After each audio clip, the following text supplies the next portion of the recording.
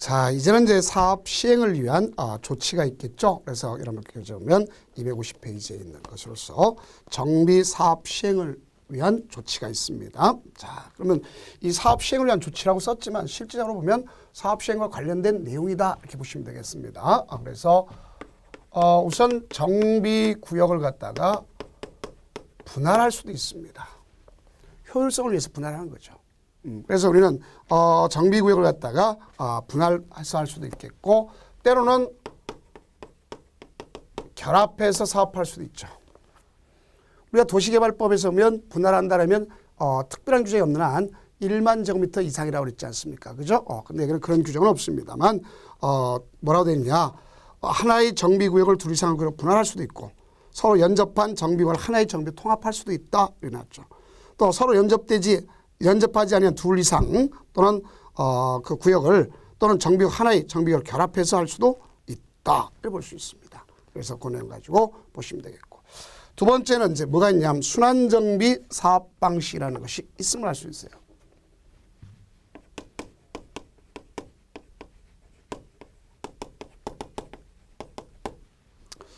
우리가 순환정비 사업이라고 하는 것은 우리가 뭘 갖다 볼 수 있는가?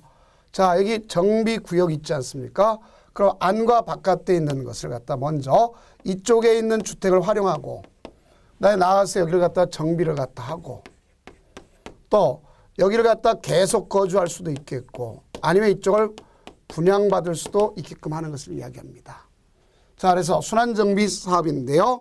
안 밖에 새로운 주택 또는 이미 건설된 주택을 가서 한 경우 그 정비사업으로 철거된 소유자, 세입자에게 임시로 거주하게 하는 이러한 정비사업을 할 수도 있다. 보겠죠.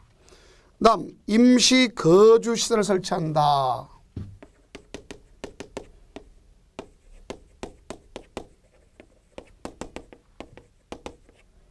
자, 이것이 종전에는 뭐였냐면 임시 수용시설이라고 했어요. 전에는. 자.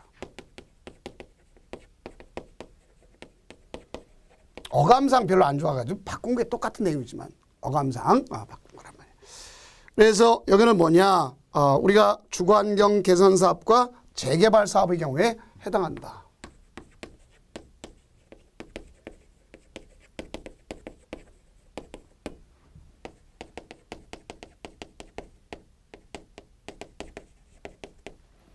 그래서 이 경우에 가서 철거를 하게 되면 그 철거된 주택의 소유자 또는 세입자 이들에 대해서 쓸 수 있도록 하는 거죠.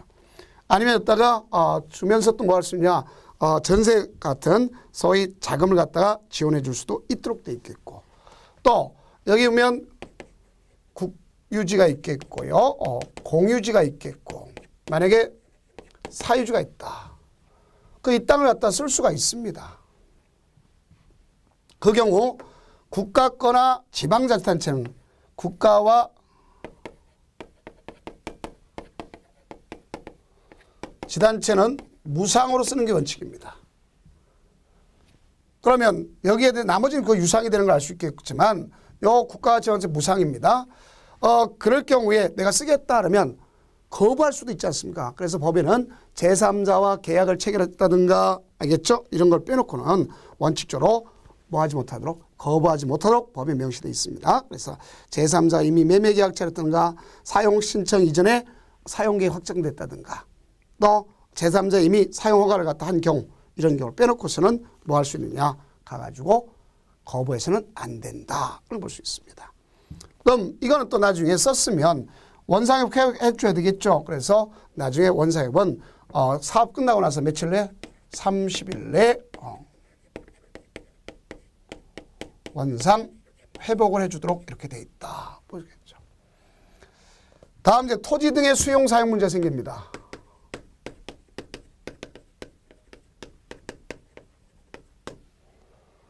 토지 등에서 수용 사용 문제 생긴다. 그러면 모든 게 다 되는 게 아닙니다. 이 중에서 우리는 재건축 사업 있잖아요. 그죠? 재건축 사업 원칙적으로 대상이 되지 않는데 자.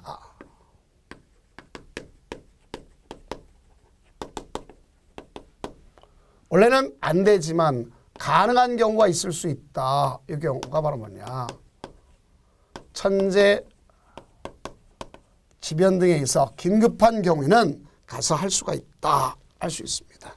그래서 여기는 해당 사항이 없지만 재건축사가 올렸지만 가능한 경우 있다. 천재 지변 등이 있다. 긴급한 경우는 할 수가 있어요. 그래서 여기는 이 수용에 대해서는 이 법을 따라가고 지금 정비법, 도시정비법 이 법을 따라가고 그다음에 이 법에 규정이 없더라 그러면 일명 토지보상법을 준용하도록 되어 있어요. 이건 공익사업을 위한 토지 등의 취득 및 보상하는 법률을 우리가 이야기하는 겁니다. 자, 그럼 여기에서 이 절차 개념 중에서는요.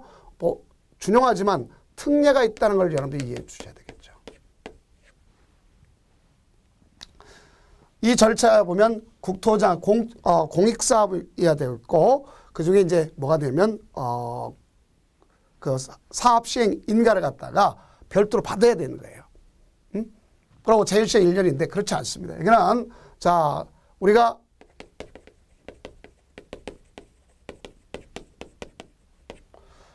사업인정고시가 의제가 돼요. 그렇죠? 어느 때 되느냐. 사업시행계획 인가고시가 됐으면 사업인정고시가 된 거로 본다. 볼 수 있겠죠.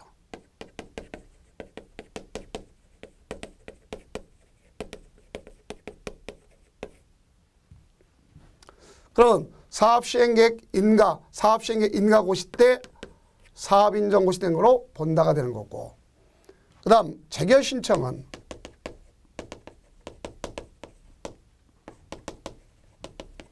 사업시행 기간 내로다가 한정된다. 그러니까 연장해 주는 거예요. 그럼 우리는 이것뿐만 아니라 다른 데는 사전에 보상이잖아요. 그렇죠? 그러면 여기는 사후 보상을 원칙합니다. 준공인가 이후에 원칙으로 현물 보상이다.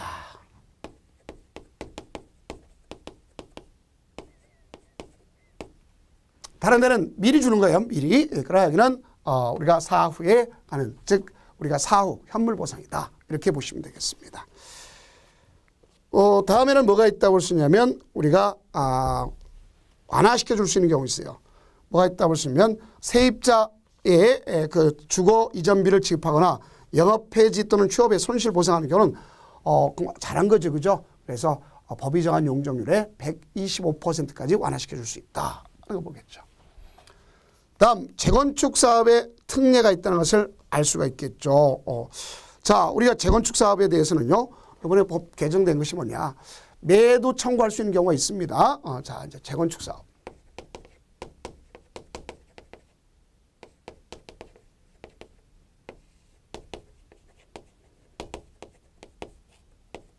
매도 청구.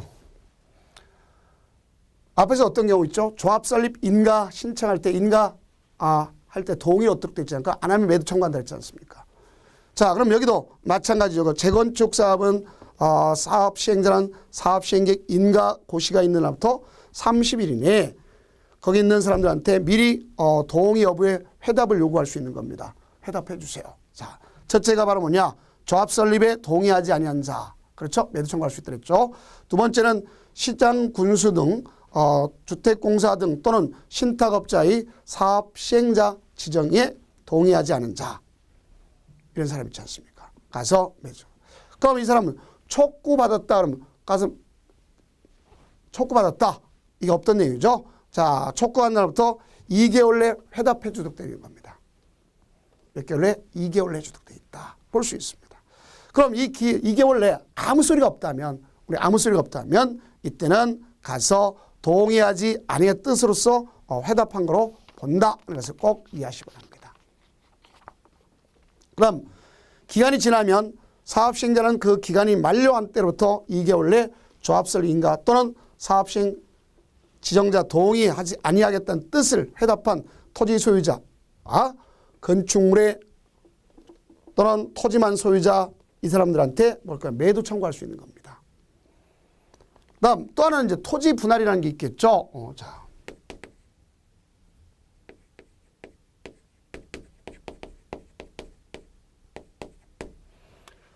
자, 토지 분할이라는 것이 있습니다. 왜 그러냐?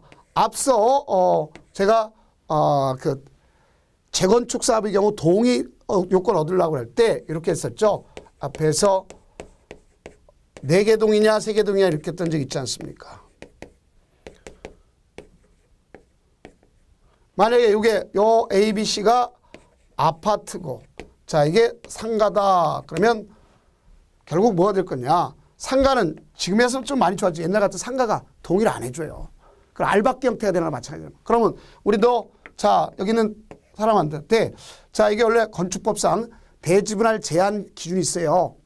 근데 거기에 따르지 않고도 자 거기에 위반된다 할지라도 자 토지를 갖다 분할하자 하고 있어요. 당사자 간에 자 상가 동의 안 해? 그럼 알았어. 그럼 분할하자 딱 얘기하는 거예요.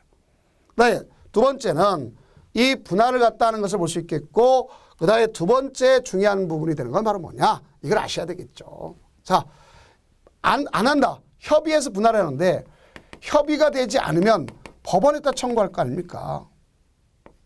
그렇죠? 그러니까 이게 자동스럽게 뭐예요? 법원의 판결이 있기까지 알박기 형태가 되는 거는 볼 수 있잖아요. 그래서 법원에서는 자 이게 건축물이 걸쳐 있다든가 이런 거 아니고 또 그 중에 우리가 10분의 1 넘지 않았다면 그렇죠? 이하라면 분할한 선상에 있지 않다든가 10분의 1 넘지 않았다면 결국 뭐 할 수 있어요? 소합설 인가 또 사업시행객 인가 다 해줄 수가 있는 겁니다. 그래서 알박기라는 걸 배제하게 한 거다 볼 수 있습니다. 다음 이제 또 뭐가 있냐면 주거환경 개선사업의 특례가 있죠.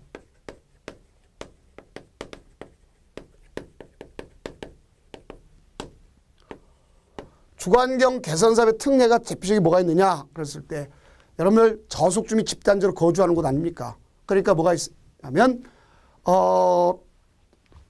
건축 허가 받을 때 채권 매입해야 되겠죠.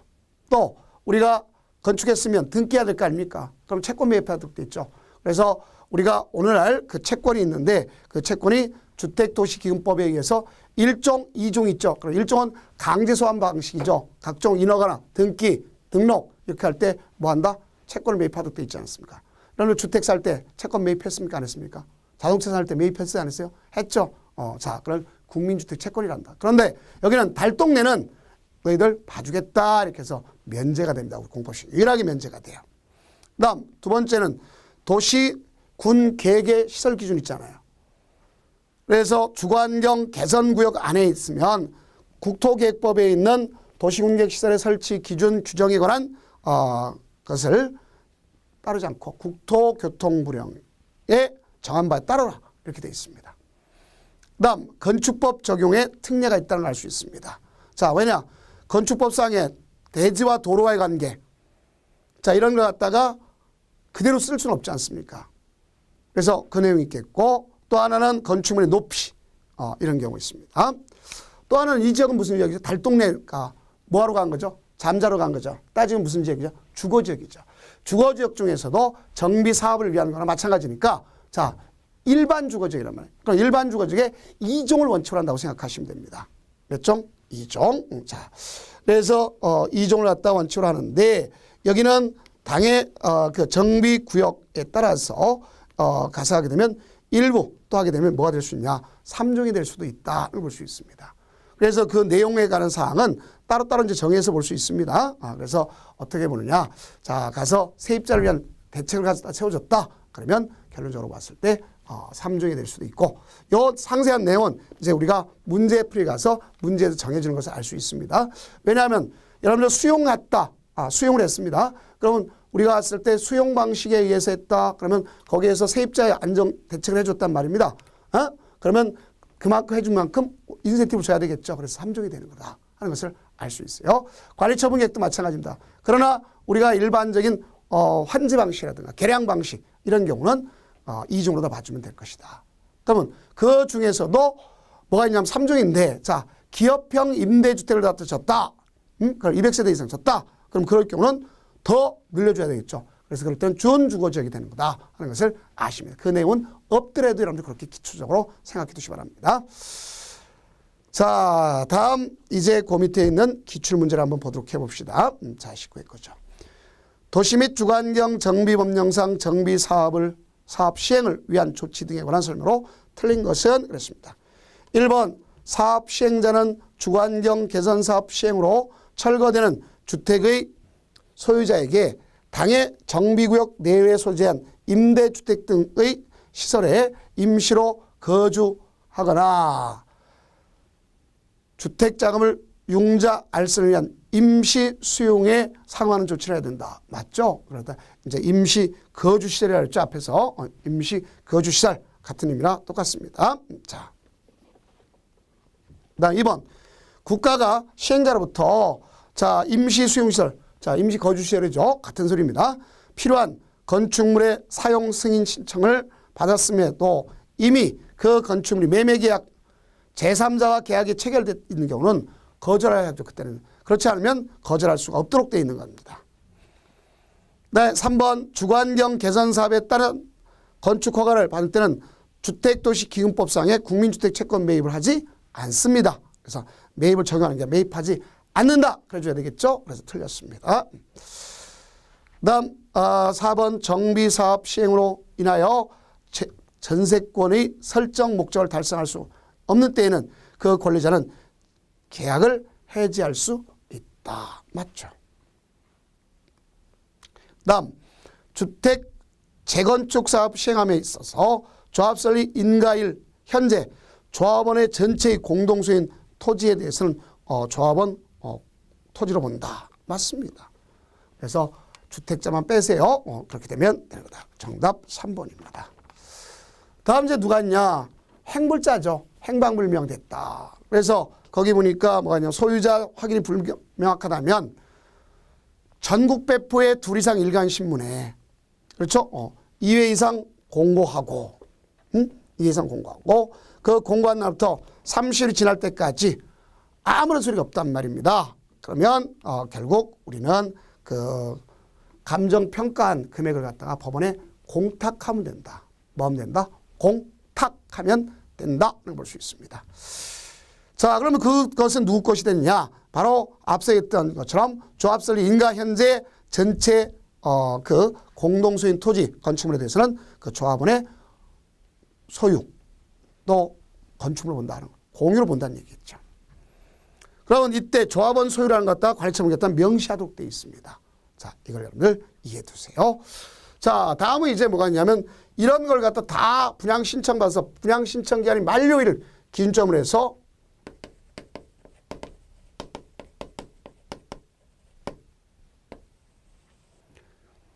관리처분계획 일명 뭐라 그래요? 분양계획이라죠.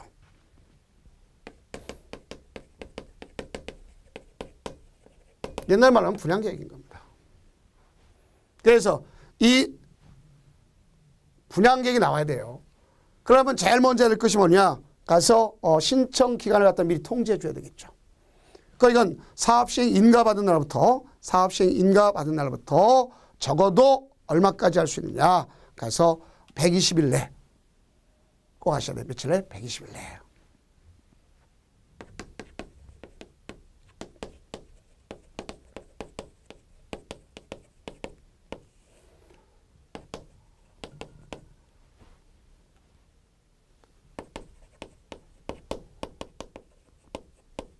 통지하고 공고하도록 돼 있다. 이렇게 볼 수 있습니다. 그러니까 여기 120일에 통지하고 공고했는데 그럼 이 통지한 날부터 30일에서 60일 단 20일 연장할 수가 있어요. 며칠? 20일 연장할 수가 있다. 이렇게 보시면 되겠습니다. 그럼 여기에 대한 내역들을 갖다 보니까 그 나왔죠. 자, 분양 대상자별 종전 토지 건축물에 대한 명세 사업시행 계획 인가가 있는 날을 기준으로 한 가격이라든가 또 분양 대상자별 분담금 산출 내역 그렇죠? 추산액 있죠. 추산액이죠. 추산액. 그다음에 분양 신청 기간 이런 경우 있죠. 그래서 그 안에다가 보면 계략적 사업시행 계획 인가 내용이라든가 또는 위치 면적이라든가 건축물 내역이라든가 계략적인 부담금의 내역 이런 거 또 분양 신청 자격, 분양 신청 방법 이런 걸 갖다 하도록 돼 있죠. 그럼 가장 기준적인 뭔지 통지한 날부터 동그라미 치세요. 그래서 255페이지 통지한 날부터 30일에서 60일 내에 가서 신청하도록 돼 있지만 다만 관리처분을 지납부터 20일 연장할 수 있다 했죠. 그럼 분양신청 방법은 어떻게 될 거냐. 가서 분양신청서의 소유권의 내역을 명기하고 그 토지 건축물에 대한 등기부 등본, 환지 예정지를 첨부해서 시행자는 제출합니다. 다만 모두 가능할 수 있냐. 여기는 우리 공법상은 되게 도달주의가 원칙이지만 여기만큼 발신지주의를 취할 수도 있다는 거 정확하게 좀 인식해 두세요. 발신주의. 자, 이게 나타났다 볼 수 있습니다. 그 다음 이제 우리는 뭐가 이루어질 수 있냐면 재분양 신청할 수 있는 길을 열어놨습니다. 그래서 사업시행자는 분양신청 기한 종료 후에 사업시행 인가 변경 등에 의해서 세대수 규모가 달라진 경우는 다시 모집할 수 있는 길을 열어놨습니다. 그건 누구한테냐? 분양신청하지 아니한 사람한테 분양하라, 분양신청하라 이렇게 얘기할 수 있겠고, 또 분양신청의 종료 이후에 분양신청을 철회한 사람한테 다시 한번 기회를 주는 겁니다. 다만 분양신청이 제한되는 경우가 있어요. 어떤 경우에 제한되는 거냐? 투기과열지구입니다. 그래서 투기과열지구 정비사업에 대해서 관리처분 계획에 따라서 분양 대상자 및 그 세대에 속하는 자는 분양 대상자 선정일, 그렇죠? 선정일. 자, 그걸 기준점으로 해서 5년 이내 투기과열지구에서 분양 신청할 수 없도록. 다만 여러분 뭐예요? 불가항력적인 결혼이라든가 상속이라든가 이혼에 의해서 가져가는 당연히 상속은 가능합니다. 다음 분양 신청하지 않은 자한테 조치가 필요하겠죠. 그러면 여기 관리처분계획 인가 받았잖아요. 그럼 다음 날부터 90일 내에 가서 현금으로 청산하도록 법에 명시되어 있습니다. 그럼 누가 있냐? 분양 신청하지 아니한 자, 분양 신청 기간 종료 이전에 분양 신청을 철회한 자, 또 우리가 관리처분계획에서 분양 대상자에서 제외됐다. 왜? 면적이 너무 과소토지하면 제외시킬 수가 있습니다. 그렇기 때문에 여기 된다 볼 수 있겠죠. 다음 이제 뭐냐? 분양 신청을 받았는데 자녀분이 있단 말이에요. 자녀. 그러면 우리가 규약이나 정관이 정하는 바가 따르고 그렇지 않으면 조합원 외의자한테 준다. 소위 일반 분양한다고 하면 되겠습니다. 무슨 분양? 일반 분양이다. 이렇게 보시면 되겠습니다. 자, 다음은 이제 관리처분 계획을 갖다 작성하는데 수립 시기는 분양 신청 기한이 종료한 때 분양 신청 계획 현황을 기초로 해서 관리처분 작성하는 거예요. 그럼 그 내용에는 분양 설계가 들어가야 되겠죠, 당연히. 분양 대상자별 주소와 성명이 들어간다. 이런 것도 꼭 아셔야 되겠죠. 그다음 분양 대상자별 분양 예정인 대지 또는 건축물의 추산액. 그다음 거기에 위탁관리, 위탁주택의 내용도 분명히 포함시키도록 되어 있습니다. 그다음 이제 뭐냐? 우리가 기업형 임대주택 사업의 성명 주소, 또 법인인 경우에는데 그거 포함하도록 되어 있습니다. 그래서 우리가 일반 분양분이라든가 기업형 임대주택이나 임대주택, 그다음 부대 복리시설의 경우는 거기에 대한 보류지 등 명세와 더불어서 다 그 내용을 갖다가 표기하도록 되어 있다. 다음 분양 대상별 종전 토지 또는 건축물의 명세, 사업 시행 계획 인가 고시가 있는 날을 기준으로 한 가격. 다만 미리 철거했다. 그럼 시장군수가 철거하게끔 허가해 줄 거 아닙니까? 그래서 허가한 날을 기준으로 한 가격이 나타난다. 다음 중요한 것은 뭐예요? 정비사업비의 추산액이 있죠. 그래서 재건축 사업의 경우는 뭐가 있다고 볼 수 있으면 그 재건축 부담금 있잖아요. 이런 경우를 포함시키면 그 내용도 들어가도록 되어 있고. 다음 분양 대상자의 종전의 토지 건축물에 대한 소유권 외의 권리명세, 또 세입자의 손실 보상을 위한 권리명세와 평가액 이런 것도 당연히 들어가도록 되어 있다는 걸 알 수가 있습니다. 그럼 이건 작성할 때 기준이 있다 그랬었죠. 앞서 관리처분 작성에 기준 있습니다. 원칙이 있고 예외가 있어요. 원칙은 절충주의라는 걸 알 수 있습니다. 어떻게 한다? 절충주의.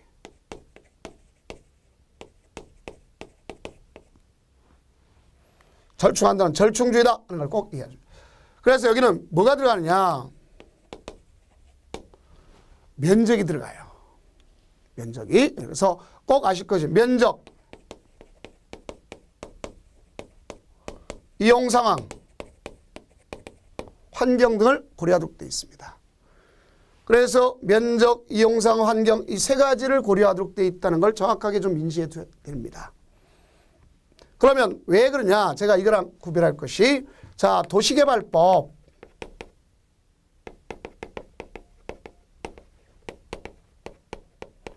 환지계획대랑 차이가 있죠.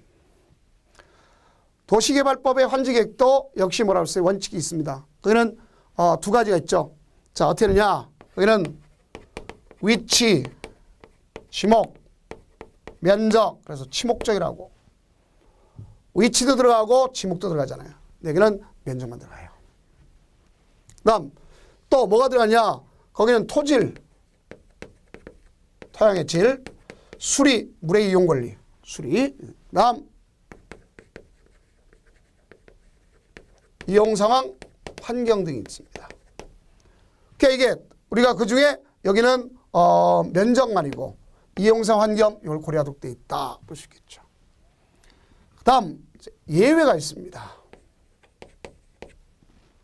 그럼 예외는 어떤 경우냐? 여러 가지가 있겠죠. 여러분 보면 자, 지나치게 넓은 토지 또 건축물에 대해서는 이를 갖다가 뭐 할 수 있어요? 증감할 수, 면적 적정할 수 있겠죠. 그래서 우리는 기본적으로 보면 증감할 수도 있겠고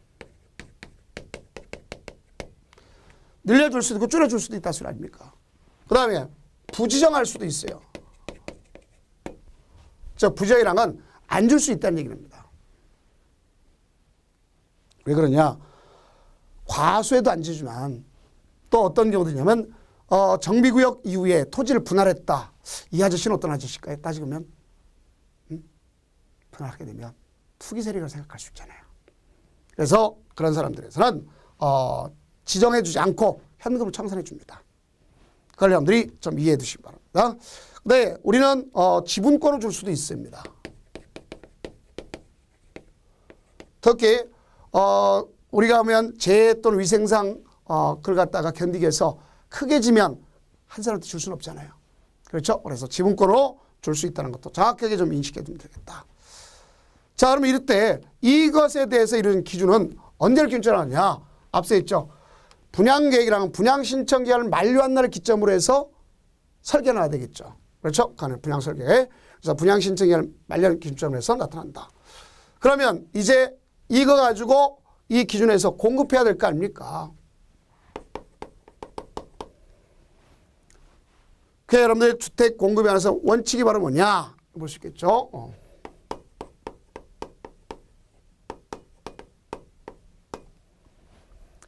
한 사람이 여러 개 갖고 있다. 그래도 하나를 주는 걸로 원칙합니다. 하나를. 그래서 원칙은 그냥 우리끼리 쫙 잡읍시다. 1대1이다. 1인이 1토지, 1주택을 갖고 있다. 그러면 하나를 주는 걸 원칙한다. 토지와 감. 자, 또 하나 2인 이상이 공유했더라도 원칙적으로 하나를 주는 걸 원칙한단 말이에요. 그런데 여기에 예외가 있다. 소위 특례가 있다는 걸 이해하시면 됩니다. 토지를 갖다가 뭐한 경우가 있냐. 우리가 2인 이상이 토지를 공유한 경우에 해당하는 겁니다.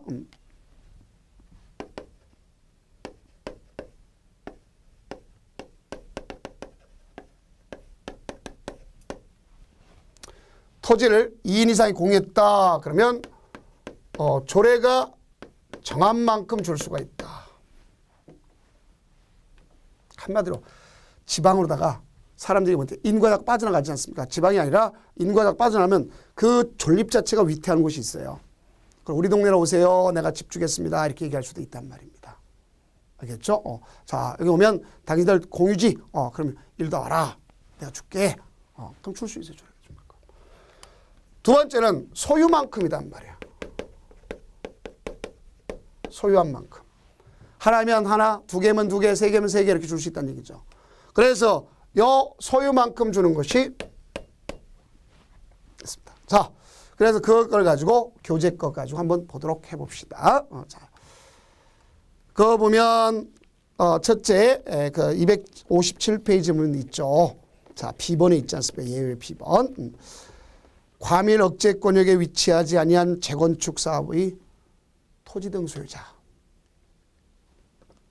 재건축 사업의 경우 토지 등 소유자를 얘기하는 겁니다. 그래서 거기 있는 토지 등 소유자의 경우는 어떻게 할 수 있느냐? 소유만큼 가질 수 있는 거예요. 단 투기 지역, 투기할 지구라든가 그 조정 대상 지역 이 경우는 예외가 됩니다.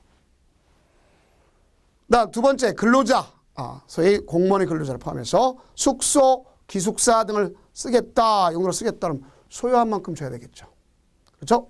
다음 세 번째는 국가지단체 주택공사 등이다 하는 걸 아시면 되겠죠. 자, 다음 네 번째는 국가균형발전특별법에 의해서 지방으로 이전한 공공기업 있잖아요. 그죠? 공공기관의 지방 이전 시책에 따라서 이전했던 사람은 소유한 만큼 줄 수 있다. 그 다음 두 번째는 자 어떤 경우가 있느냐. 2주택을 줄 수 있다는 얘기죠. 2주택. 자 소유한 만큼이 아니라 지금 보세요.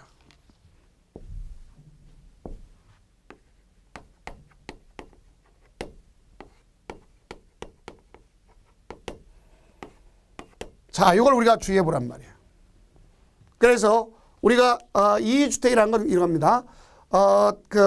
기본적으로 사업시 인가고시가 있는 날 기준으로만 가격이라든가 범위 내에서 주택되어 있는데, 자 우리가 봐봐요. 재건축 아파트 만약에 예를 들어서 24평짜리를 재건축합니다. 그럼 대개 17평 정도만 줄 거예요.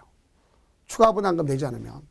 근데 내가 부모를 모시고 살아야 되는데 25평짜리 재건축하니까 17평짜리 나오더라. 그럼 어떻게 같이 못 살죠. 그럼 그중에 자 우리 두 채 주세요 할 수 있어요. 그럼 그중에 하나는 소형이어야 된다. 소형이란 말은 얼마를 기점하느냐. 가서 소위 60제곱미터 이하짜리를 줄 수 있단 말이에요. 소형이란 말은. 그럼 소형은 팔기 쉽습니까? 어렵습니까? 팔기 쉽죠. 그러니까 팔기 쉽기 때문에 어떻게 할 수 있어요? 너 상속 빼놓고는 3년 내 전매입 제한받는단 말이에요. 그것이 바로 여기 있는 2주택이라는 말을 쓰게 되는 겁니다. 다음 과밀 억제권역에 위치한 벌써 재건축 사업인데 자 그건 3주택까지 가질 수가 있다 볼 수 있습니다. 그래서 재건축 사업이다 하는 걸 잘 아시기 바랍니다. 자 그래서 이 경우는 우리가 정리해 줄 것이 그겁니다. 그러나 주택법에 있는 뭐는 대상이 돼서는 안 되느냐면 투기과열 지구라든가 조정지역은 그렇지 않는다 볼 수 있습니다. 그래서 이런 경우가 3주택이 필요하다 하는 것을 꼭 좀 이해해 두시기 바랍니다. 자, 다음 과밀억제권역에 위치한 위치했는데 과밀억제권에서도 투기지역이 위치하지 않으면 몇 주택까지? 3주택까지 줄 수가 있다 하는 거 꼭 이해해 두시기 바랍니다. 자, 그러면 이제 이 내용 가지고 분명히 시험지에 언급해서 나올 수 있겠고요. 일부는 개정될지 모르겠어요. 자, 그럼 그와 관련된 문제를 갖다 한번 보도록 해봅시다. 자, 그럼 문제를 보면, 자, 그렇죠. 도시 및 주거환경 정비법령상 관리처분 계획의 기준에 관한 설명으로 틀린 것 그랬습니다.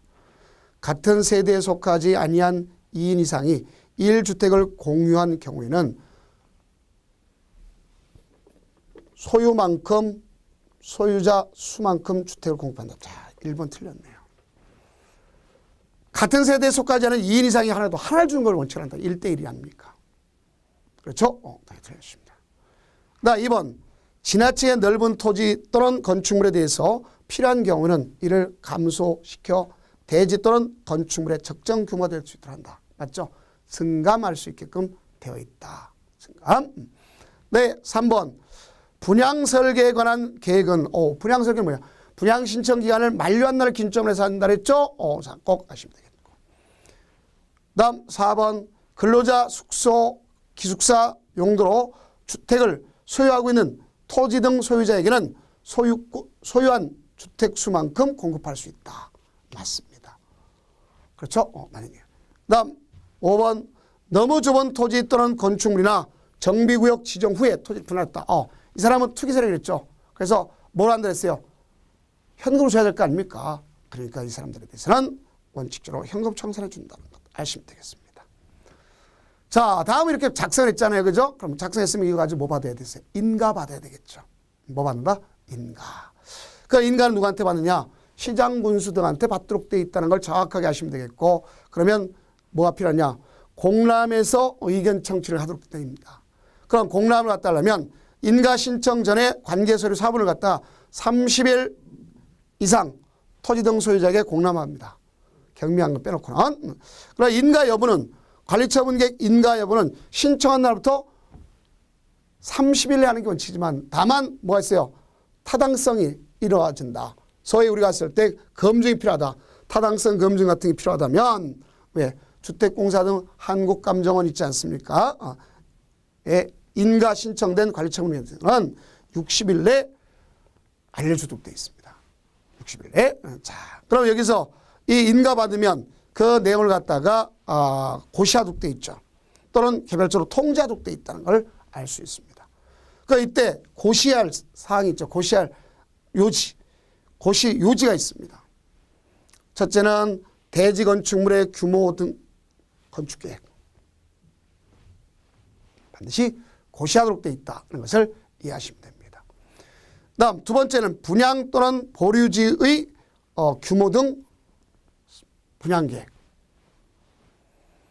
다음 신설 또는 폐지하는 정비기반시설의 명세. 다음 기존 건축물의 철거 예정 시기. 이런 것이 있습니다. 이걸 반드시 고시하도록 되고 법에 이렇습니다. 이게 또 시험에 나왔었어요. 어렵게. 자, 그럼 거기 보면 기출 체크 24회 이렇게 문제도 있다를 알 수 있습니다. 자, 그러면 도시 및 주거환경 정비법령상 시장 군수가 여기 시장 군수 등이라고 써주면 좋겠죠. 자, 관리처분계획 인가 내용을 고시하는 경우 그 고시에 포함되어야 할 관리처분계획 인가 유지로 옳은 것을 모두 고른 것 그렇습니다. 자, 이제는 다가 되죠. 기존 건축물의 철거 예정 시기. 자, 또 토지 및 건축물의 규모 등의 건축계획. 당연히 들어간다는 걸 정확히 알 수 있겠죠. 그 다음 분양 또는 보류지의 규모 등에 대한 분양계획 들어가죠. 신설 또는 폐지하는 정비기반시설 명세 당연히 들어간다 했습니다. 자, 그래서 이런 것이 여기 들어간다. 전체가 다 되네요. 그럼 이제 이 관리처분계획을 인가받았잖아요. 그죠? 그러니까 우리가 인가받았으면 가장 중요한 게 뭐다? 철거가 된다는 걸 알 수 있겠죠. 뭐 된다? 철거. 그래서 인가 효과를 갖다 보면 관리처분 인가 고시 후에 기존 건축물 원칙적으로 철거하도록 되어 있습니다. 그러나 그 인가 전이라도 철거가 할 수가 있다 없다? 있다. 왜? 시장 군수가 허가해주면 할 수 있는 거 아닙니까? 그래서 철거했으면 자 토지 등 소유자로서 권리 영향을 주지 않는 경우 있어요. 재난 및 안전관리 기본법, 또 주택법, 건축법, 관계법령에 따라 건축 붕괴 안전사고가 우려가 있는 건물은 그렇죠? 미리 철거할 수 있어요. 그다음 폐공가 밀집으로서 우범지대가 우려가 있다. 미리 너무 빈집이 많단 말이에요.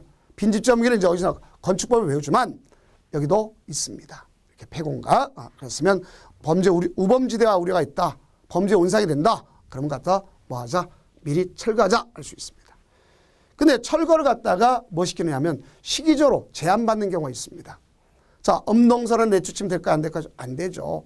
또 우리가 이와 같은 거 그러면 기본적으로 보게 되면 일출 전 일몰 후 자, 그래서 사생활 기능도 있지만 이런 게 문제되겠고 또 폭우, 대설, 폭풍, 해일, 지진, 해일, 태풍, 강풍, 풍랑, 한파 이런 데문에서는 안 되죠. 기상특보가 있다면.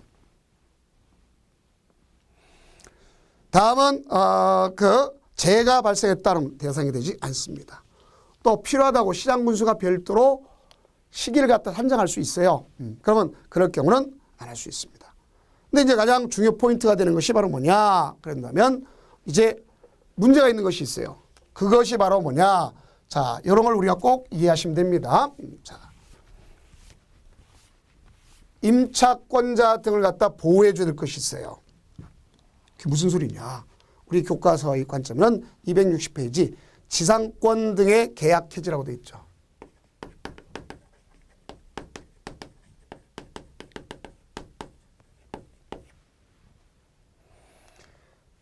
계약 해지가 되는 것은 어느 때부터 할 수 있느냐.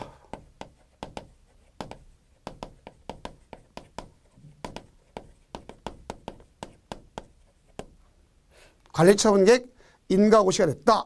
그러면 이 관리처분계획 인가고시 이후에 뭐가 나오냐? 우리가 철거가 되지 않습니까? 왜냐하면 사용수익을 정지시켜야 될 거 아니에요. 그럼 철거되죠.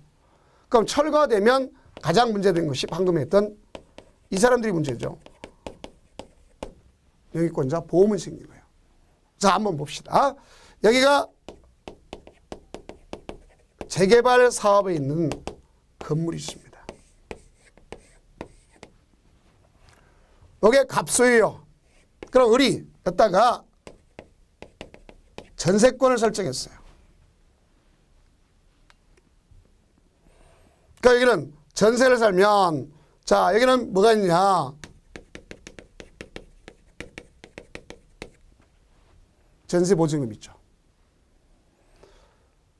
그러면 여기 전세권이랑 물권이면 상관없지만 오늘날 그 물권화, 임차권 같은 것도 있지 않습니까?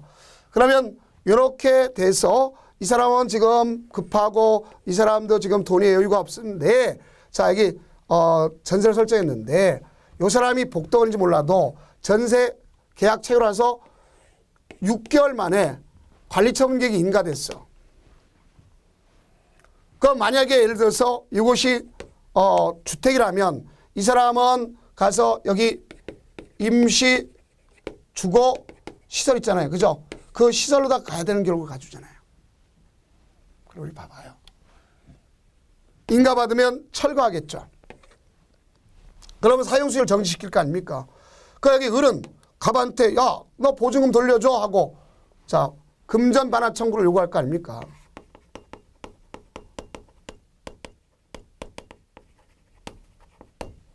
그럼 금전 반환 청구를 요구하게 되면 여기 있는 갑은 답답하겠죠. 그죠? 왜 보증금을 갖고 있는 게 또 아니고 또 다른 사람 받아서 가져야 될 거 아닙니까? 근데 아직도 여기는 건물 철거니까 올 사람 없잖아요.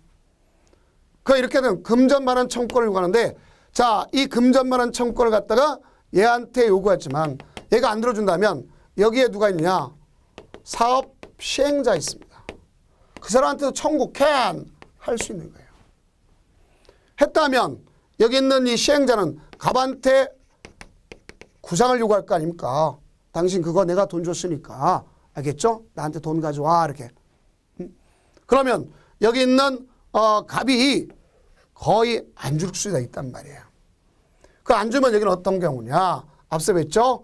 여기는 우리 정비사업은 사후에 그것다가 다시 건물이 나타날 거 아닙니까?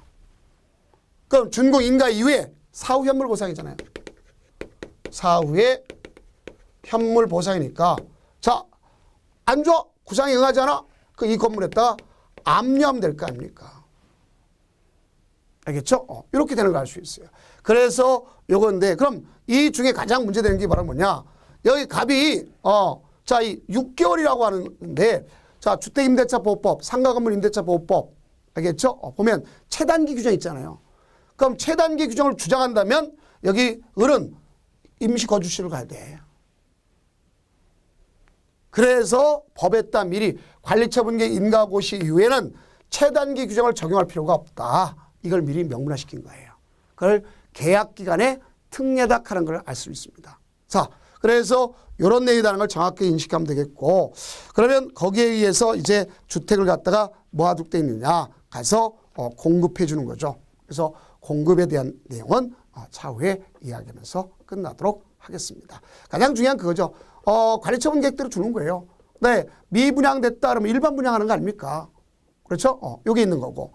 그 다음에 또 하나는 뭐냐? 우리가 그 지분형 주택이라는 말이 있어요. 그럼 지분형 주택이란 말은 대개 정비사업 시행자가 누구냐? 주택공사 등인 사업 시행자인 경우는 가서 분양 대상자와 사업 시행자가 공동으로 소유하는 방식 지분형 주택입니다. 그러니까 여기는 분명히 뭐가 있다고 했으면 지분형 주택은 소형 주택이어야 돼. 그래서 60제곱미터 이하의 주택에 한정하는 거고. 이 사람은 공동 소유 기간은 소유권을 취득하는 날부터 10년 범위 안에서 사업 시행 정한다 그랬고. 여기 들어갈 사람 요건을 다 충족시켜야 돼. 어떻게 충족시키는 거냐?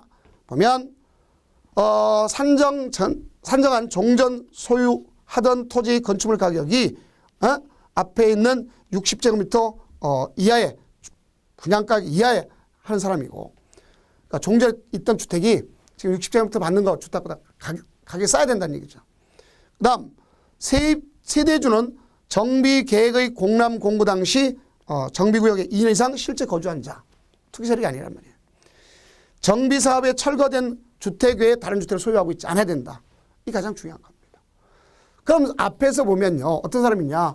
자, 소유만큼 주는 사람들이 있다면 지분 쪼개기 할까요? 안 할까요? 하죠. 그래서 기준 이후에 우리가 갔을 때 어떤 거냐. 투기 억제 이런 걸 위해서 기본 계획 수립 후 정비구역 지정 전까지 공람 공고 절차를 거치잖아요. 그죠? 그럼 그때 사람들이 뭐예요? 분양권 드리고 올 사람 있지 않습니까? 그렇기 때문에 그 사람들은 가서 지분 쪼개기 하는 걸 갖다가 사전에 방제라. 그래서 기준 이후에 요런 행위를 하면 현금으로 청산해 주겠다는 소리 아닙니까? 그래서 1필지 토지가 수개의 필지로 분할한다든가 단독 또는 다가구 주택을 다세대. 지분권이 많이 늘어났죠? 하나의 주택단 대지 범위 안에 동일 소유의 토지와 주택의 건축물을 토지 따로 건물 따로 하면 또 그다음 나 대지의 건축물을 갖다가 새로이 건축하거나 기존 건축물을 철거하고 그다음에 다세대 주택 이런 걸 하게 됐다면 세대수가 증가되는 거 아닙니까? 자, 그래서 이런 건 투기라고 봐줘야 될 거 아니야. 그래서 그거와 관련된 문제를 한번 보면 자 23회 때 기출문제죠. 도시 및 주거환경 정비법령상 가로 안에 들어갈 내용으로 틀린 것 그랬습니다. 자, 정비사업으로 인해서 주택 등 건축물에 공급하는 경우 기준을 다합니다. 왜냐? 이게 바로 기준을 다하면 투기세력 억제라는 얘기 아닙니까? 그래서 분양받을 권리 이런 걸 갖다 줘서는 안 되는데 자 그럼 1필을 수개필 분양권 누린 거죠. 전체가 누린 거 아닙니까? 쪼갠 거 아니에요. 지분 쪼개기. 그 다음 다가구를 다세대. 지분 쪼개죠. 나대지 건축을 새로 건축하고 당연히 맞죠. 수개의 필지 토지를 갖다가 합병한다. 바보 아니고 나서는. 그렇죠? 이거 못 꾸는 사람 진정한 바보 아닙니까? 그래서 정답은 4번이구나 하는 것을 알 수 있습니다. 그럼 이제 다음 강좌는 우리가 이전 고시서부터 끝에 있는 내용을 다 끝나도록 하겠습니다. 고생 많으셨습니다.